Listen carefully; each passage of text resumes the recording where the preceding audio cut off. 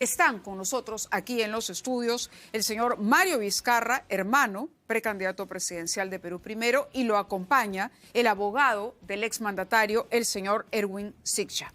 Muchísimas gracias a ambos por estar esta noche y yo quería empezar preguntándoles si ustedes han podido conversar con el señor Vizcarra luego de que se leyera la sentencia. Señor Mario Vizcarra. Buenas noches, señorita Mávila. Sí, efectivamente, hoy en la mañana conversé con él y ya a partir de que inició la audiencia, pues ya dejé de tener contacto. Ya no tuvo usted ningún contacto. ¿Cómo se mostraba su hermano antes de la audiencia? ¿Tranquilo? ¿Estaba preocupado? Porque de acuerdo, por lo menos a la opinión de quienes habían analizado el proceso, varios abogados, varios penalistas, digamos, todo hacía suponer que la condena iba a ser a prisión efectiva. Indudablemente había un malestar por la situación que presentaba Martín, pero había también confianza en que iba a salir absuelto de las acusaciones, porque él, con toda seguridad, él es inocente de los cargos que se le imputan, pero no dejaba pues de estar preocupado, ¿no? ¿La familia cómo ha recibido la noticia? Bueno, como comprenderá, pues con un dolor tremendo, ¿no? Tener una persona... ¿Están en Lima los familiares? Sí, están en Lima, todos están aquí en Lima, sí. Sí, ¿Todos? Todos, sí, su esposa y sus 4 hijos están aquí en Lima y dolor inmenso, ¿no? Y sobre todo por lo inesperado, sabiendo ellos como yo, de que es completamente inocente mi hermano Martín. De acuerdo. El abogado, sin embargo, antes de salir al área me decía, yo sí, porque claro, en tanto defensa de Martín Vizcarra, usted se ha tenido oportunidad de conversar con él después de que conociéramos todos la sentencia. Buenas noches, Muy buenas noches, bienvenido. Gracias por estar aquí. Sí, así es. Nosotros hemos tenido conversaciones los últimos días, prácticamente a toda hora.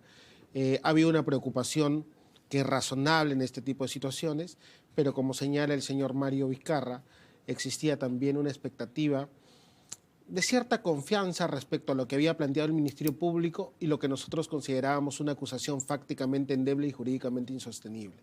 Tan es así que uno de los magistrados, incluso respecto al hecho número 2, ha emitido un voto singular, porque han declarado probado hechos solo sosteniéndose en las versiones de los colaboradores eficaces. Y aquí sí quiero precisarte cuando tú dices varios especialistas hacían prever una condena efectiva. Sí. Muchos especialistas a quienes yo he leído, algunos conozco, algunos son amigos, otros son abogados de la empresa ICSA. Entonces, hay que ponderar cada opinión en su real contexto.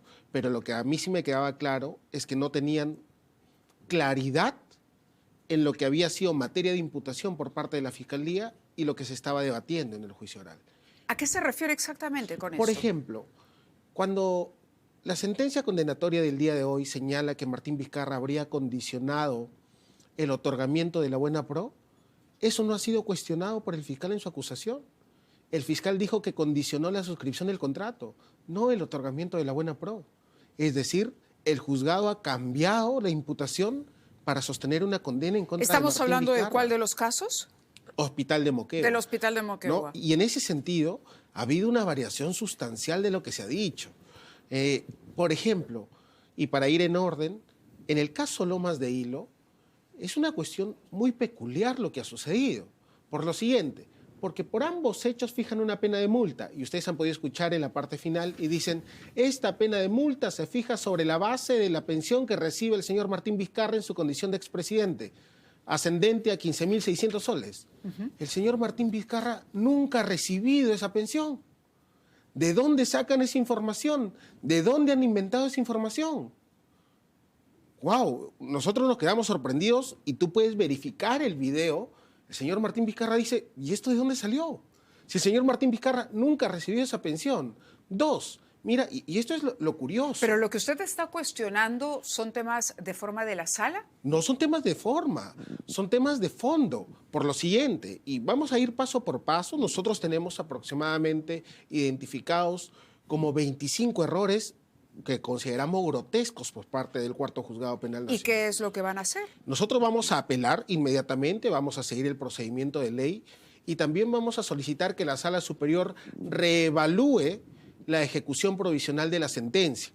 Y en este punto quiero detenerme un poquito, porque la decisión de la ejecución inmediata de la sentencia ha sido una decisión por mayoría. Uno de los jueces ha dicho no, porque el comportamiento del señor Martín Vizcarra ha sido un comportamiento correcto desde el punto de vista procesal, ha asistido a todas las audiencias y añadió finalmente, incluso ha acudido a la lectura de sentencia, aceptando y sometiéndose a las decisiones jurisdiccionales. Pero entiende que la posición de la sala, en tanto colegiado, es la que ha finalmente Pero decidido permíteme explicarte que a por qué esta hora nuestra de la noche discrepancia. ya el señor Martín Vizcarra esté destino al penal de Barbadillo. Totalmente. Es una facultad del órgano jurisdiccional. Estamos de acuerdo. O sea, usted se está aferrando a una posición particularísima. No, pero déjame comentarte por qué.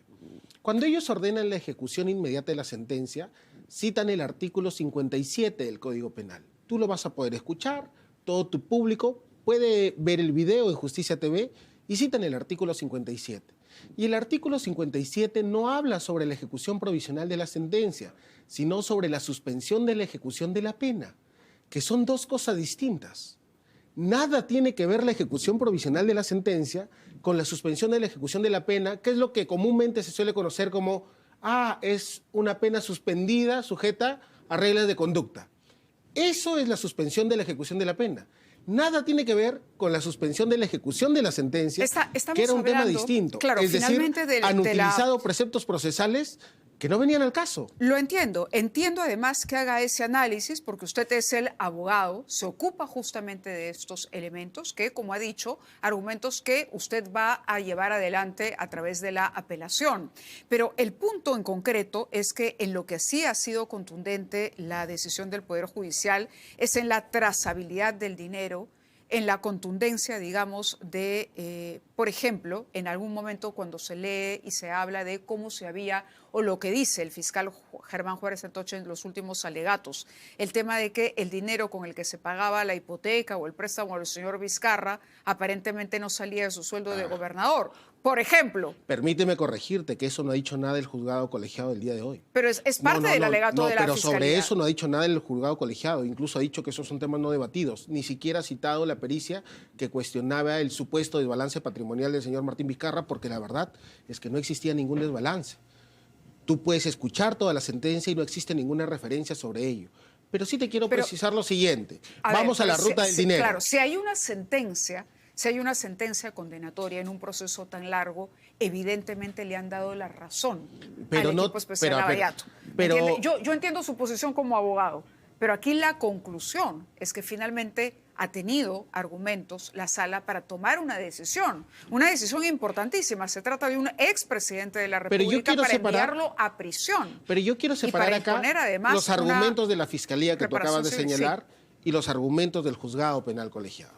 El Juzgado Penal Colegiado no ha asumido la tesis de la Fiscalía de un supuesto desbalance patrimonial del señor Martín Vizcarra. ¿De dónde tiene que sacar los elementos si no es de la acusación fiscal? No, pero permíteme explicarte qué es lo que razona la sala. En el caso de Lomas de Hilo, la sala dice, los colaboradores eficaces han acreditado que han retirado dos montos de su empresa, 400.000 y 600.000 soles. Y agrega el Juzgado Penal Colegiado, y además, este monto de 400.000 cabe en un sobre Manila y este monto de 600.000 cabe en un sobre Manila. Entonces, como esto corrobora la versión del colaborador, le han entregado al señor Martín Vizcarra. Oye, pero qué salto en la inferencia. Señor Erwin Siccha, seguramente cuando se presente la apelación usted podrá desarrollar todo esto. Por supuesto. Quisiéramos tener la oportunidad también de conversar con el señor Mario Vizcarra, que es hermano, sobre todo por la figura y por el encargo que le hiciera su hermano a través de una de sus últimas comunicaciones a través de sus redes sociales.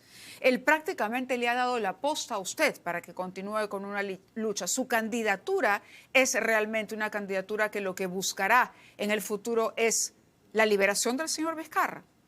¿Ese es el móvil que orienta la candidatura de Mario Vizcarra? No, definitivamente no. Ya mi candidatura ya tiene más de 2 semanas ya claramente instaurada y tenemos una plancha constituida.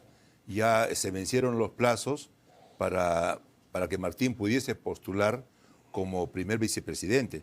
Tan es así que el señor Carlos Illanes, accesitario, es quien forma parte de la plancha.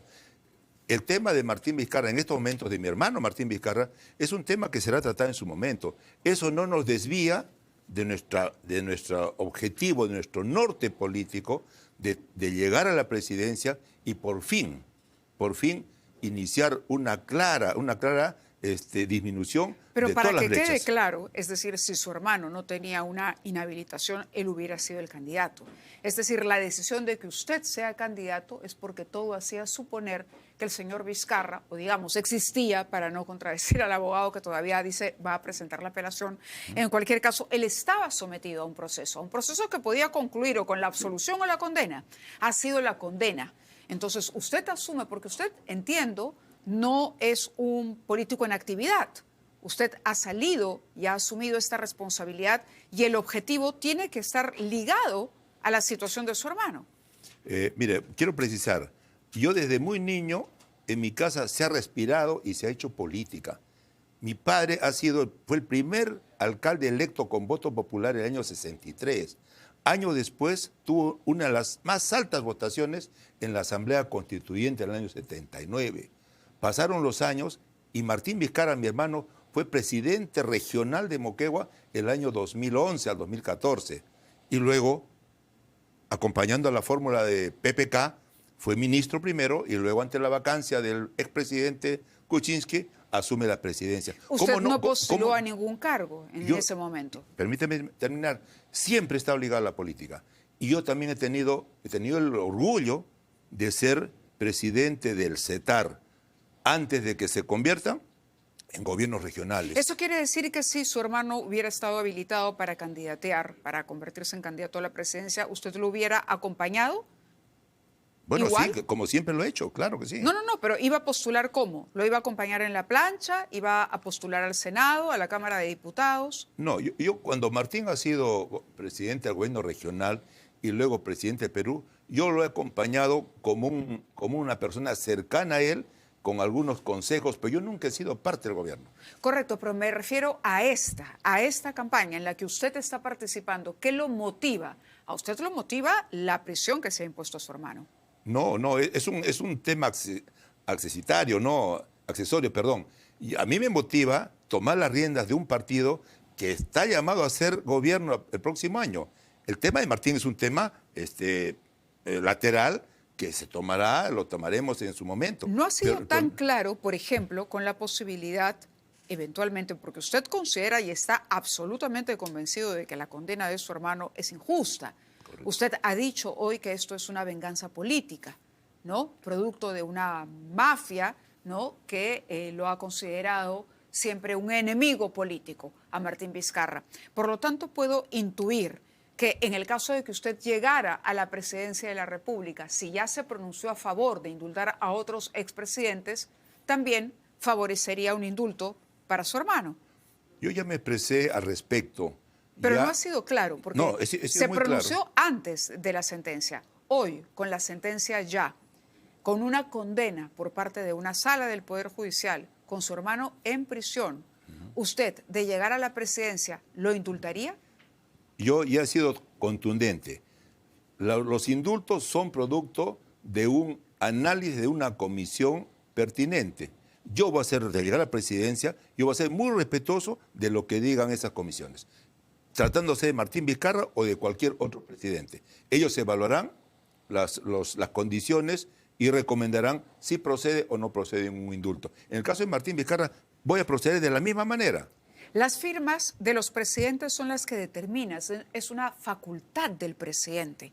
Colocar la firma, evaluar el informe, pero al final el indulto es otorgado por el presidente de la República. Vuelvo al punto. ¿Qué pasa si la comisión, que dudo yo en un eventual gobierno suyo, una comisión pueda no recomendar indultar a su hermano? Lo lógico es que recomiende el indulto. ¿Usted lo firmaría? Si recomienda el indulto, evidentemente sí. Como cualquier otro presidente. Para mí el trato de Martín Vizcarra, mi hermano, va a ser exactamente igual que los demás presidentes. Pero usted está convencido de su inocencia. Bueno, yo sí estoy convencido, pero me va a sujetar a lo que diga la comisión evaluadora. Hay quienes han criticado el hecho de que el partido haya utilizado justamente su nombre, ¿no?, para, de alguna manera, apelar a la figura todavía de quienes recuerdan y quienes son simpatizantes de Martín Vizcarra con esto de la M. Vizcarra, ¿no? Porque no es el único hermano que tiene Martín Vizcarra, pero es el que, digamos, tiene esta coincidencia bastante ventajosa a la hora de ir a una candidatura a la presidencia? Mire, eso es insultar al pueblo peruano.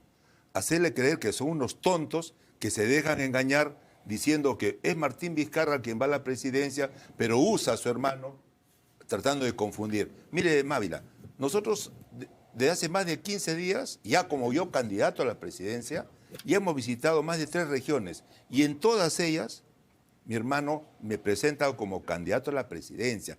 Él jamás está diciendo desde entonces que él es el candidato. Y lo decimos por todo sitio, en las redes sociales también. Entonces, decir de que el pueblo se confunde, yo repito, es falta de respeto al pueblo peruano. Pensar que son tontos, que no se dan cuenta y que se dejan engatusar. Pero en cualquier caso, usted es consciente de que si usted arrastra a algún elector es justamente por el vínculo que tiene con Martín Vizcarra. Por supuesto que eso sí. Sí, Claro eso que sí ha sí. quedado claro. Ahora, su hermano puede eventualmente continuar siendo investigado por otros casos. Todavía está pendiente, por ejemplo, lo que fue el manejo de la pandemia.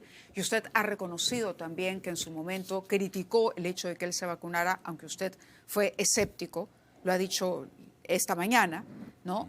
Conversando con la periodista Rosa María Palacios, y decía que usted no cree o no creía en esos experimentos y por lo tanto usted no. ¿Pero le ofrecieron vacunarse? No, nunca me ofrecieron a mí. No le ofrecieron No vacunarse. me ofrecieron vacunarme, así es. Pero reconoce que ese fue un error de su hermano. Él lo ha reconocido. No solamente lo ha reconocido innumerables veces, hasta en 2 de ellas ha pedido perdón al pueblo peruano por no haber comunicado a tiempo esa decisión. ¿Por ¿Ya qué no más se haber puede pedir? comunicado a tiempo o por haberse vacunado con una ventaja cuando el país no tenía acceso a vacunas? A ver, es que no es un delito haberlo hecho, no es delito. Lo que es una falta, y lo ha reconocido él, es no haberlo comunicado. ¿Usted cree que es un delito vacunarse siendo peruano? A Es más, espaldas de un país, en medio de una pandemia, cuando se discutía y cuando se exigía que llegaran las vacunas y las vacunas no llegaban, dicho sea de paso, llegaron durante el gobierno del señor Sagasti, ¿no cree que es un... yo repito, ¿es un delito? Bueno, ¿qué es entonces? ¿Cómo Una lo falta, definimos? una falta. Una falta moral. Una falta, no una falta de qué? consideración, una falta como cualquier otra, pero no es un delito. Pero Él no es la peruano. única investigación. También se está investigando el manejo que él hizo en su calidad de presidente de la República. Sí. Compras de pruebas rápidas que finalmente no fueron eficientes y una cantidad de personas que murieron por ese manejo inadecuado. Sí. El Perú está en el top de muertes a causa justamente de ese mal manejo de la pandemia provocada por la COVID. ¿Cómo analiza usted esa posibilidad de que haya otra investigación, que haya responsabilidad también penal en este caso Sí. contra su hermano? A ver, para terminar el tema de las vacunas. La primera vacuna que es aprobada a nivel mundial, Pfizer, fue hecha por la OMS la primera quincena de diciembre de 2020 y a Martín lo vacan el lunes 9 de noviembre del mismo año. ¿De qué vacuna estamos hablando? Y la vacuna que finalmente vino al Perú, la Sinopharm, fue aprobada a fines de diciembre de ese año. Por eso dicen, qué contradicción. Vizcarra se vacunó mientras el pueblo se moría. ¿De qué vacuna hablamos si no existía en el mundo entero, Mávila, no existía una vacuna aprobada? Y respecto a las muertes, cuando Martín lo vacan, habían menos de 60.000 fallecidos. Lamentablemente, con mucho dolor, peruanos que fallecieron. 60.000 muertos, pero no del COVID. En ese entonces era tal el desorden, el sistema médico de salud peruano era un desastre y sigue siendo también muy precario. Bueno, entonces, permítame, por entonces favor, todas sí. las personas que morían por infarto, por accidente, por lo que sea, eran catalogadas, Sí, me está pidiendo- como muerte por COVID. Entonces había que analizar bien cuántos fueron realmente y Bueno, no se le ponga a poner a usted Martín pone- Vizcarra, usted no se le ponga a pone- poner a Vizcarra con 220.000. Correcto, pero había una emergencia que precisamente lo que hizo fue saturar. Pero vamos a continuar hablando. Permítanos, por favor, porque la producción me indica que tenemos que ir a la franja electoral, correcto, cumplir con esa franja y regresamos con Mario Vizcarra y el abogado del expresidente, el doctor Erwin. Retomamos nuestra conversación con Mario Vizcarra, hermano de Martín Vizcarra, precandidato a la presidencia de la República por el Partido Perú Primero. Nos acompaña también el abogado del exmandatario, el doctor Erwin Siccha. Y usted estaba respondiendo a una pregunta que yo le hacía sobre las investigaciones todavía que no se han concluido sobre el desempeño de Martín Vizcarra en tanto jefe de Estado ante una emergencia mundial, pero en la que el Perú llevó una de las peores partes, no solo por falta de acceso a vacunas, sino por las muertes que se produjeron en ese contexto. Y usted decía que las muertes no fueron producto del COVID. No todas, no todas. O sea, se incluyó ahí todas las muertes de diferentes razones, se incluyeron como muertes por COVID. Y como les digo, ahí están las estadísticas. Cuando lo vacan a Martín no llegaba a 60.000 muertos. Y luego siguió, evidentemente la pandemia siguió. Y por eso se llega alrededor de 220.000, pero con los gobiernos Sí. diferentes. Pero ese es el argumento por los cuales usted diría la estrategia fue buena. No, para nada. En el mundo hubieron cantidad de muertos. No olvidemos en cómo recibe Martín Vizcarra el sistema de salud. Totalmente precario. No había oxígeno, no había camas UCI. No llegaban a 100 camas UCI. Y en Martín deja 1.200 camas UCI. Pero dos cosas se le reclaman. Las pruebas rápidas, en su momento, que no ofrecían la certeza que se requería en ese momento, por lo menos para descartar casos de COVID, y el tema de las vacunas. Las pruebas rápidas fueron usadas en todo el mundo. A Es pesar una pandemia. de este estudio en el que él participó y esa fue la justificación para la vacuna, las vacunas no llegaban, señor. No. Está hablando de las pruebas rápidas. En todo el mundo se usaron las pruebas rápidas. En todo el mundo se usaron. Era una pandemia. ¿Quién estaba preparado para soportar semejante situación totalmente inesperada? Es más, Martín como presidente, él no es médico. Él solamente toma decisiones en base a estudios que hacían los médicos, los encargados de la salud. Él cómo podía decir qué se hace y qué no se hace, si no era su especialidad. Es evidente, en todo el mundo ha habido muertes, o sea, no tratemos de achacarle muertes que no corresponden. Correcto. Vamos a ir cerrando porque el tiempo nos gana, son ya las 9:30, tenemos una mesa de debate a continuación, agradeciéndole por supuesto que haya estado con nosotros en este día, pero usted decía y defendía que usted ha trabajado en política y que aquí hay un plan del partido, un plan de gobierno. ¿Tiene el equipo? ¿Cuál es el punto medular, la oferta que haría el partido político? ¿Usted está convencido de que tiene las habilidades y las capacidades, el equipo técnico y un plan de gobierno para poner en marcha, digamos, durante la campaña electoral? ¿Cuál es su principal oferta como candidato a la presidencia? Mire, en estos momentos, qué duda cabe, tenemos una terrible situación respecto a la inseguridad ciudadana. Y ahí hay tres aspectos. Primero, la inseguridad ciudadana, la corrupción de algunos funcionarios que tienen justamente que velar con el tema de seguridad y las leyes pro crimen que ha dado este Parlamento, que son más de 12, incluso una con nombre propio. La ley 31751, que incluso la llaman la ley Soto. ¿Qué cosa dice esa ley? Simplemente rebajan los años de prescripción de los delitos. Como ello, hay 12 leyes más, unas que imposibilitan los allanamientos o ponen una serie de trabas. Esas, junto con la corrupción de algunos funcionarios, fíjese Mávila, de cada 10 bandas criminales que se desactivan, en 3 de ellas hay un fiscal, o hay un policía, o hay un juez, o hay un personal de limpia. Por supuesto que son casos aislados. No vamos a meter a todas las instituciones en la corrupción, pero hay personas metidas en las grandes mafias. Y en la inseguridad ciudadana, ¿nosotros qué vamos a hacer, Mávila? Nosotros en menos de 6 meses vamos a habilitar por lo menos 3 nuevos penales. Pero ¿En 6 meses? Sí, y le voy a decir cómo. Usted ha escuchado de Chayapalca. Chayapalca es el penal en el cual los reos le tiemblan por las condiciones, por el régimen que se vive allá en Chayapalca, a 4.500 metros a nivel del mar. Eso mucha gente no lo sabe. Chayapalca era un cuartel que fue acondicionado como penal en brevísimo tiempo. Así hay más de 10 cuarteles que ya están en desuso porque ya prácticamente no hay terrorismo en el Perú. Por ejemplo, en el Purús, en la región Ucayali, casi límite con Brasil, ahí hay un cuartel que fácilmente podría albergar más de 500 reos de alta peligrosidad. Ya en Caballococha, en la región Loreto, otro. En Bago, en la región Amazonas, por lo menos hay 3 ya claramente identificados. ¿Qué se requiere? Que también esté en manos de las Fuerzas Armadas. la base naval del Callao, ¿puede alguien decir de que hay corrupción o entran Bien.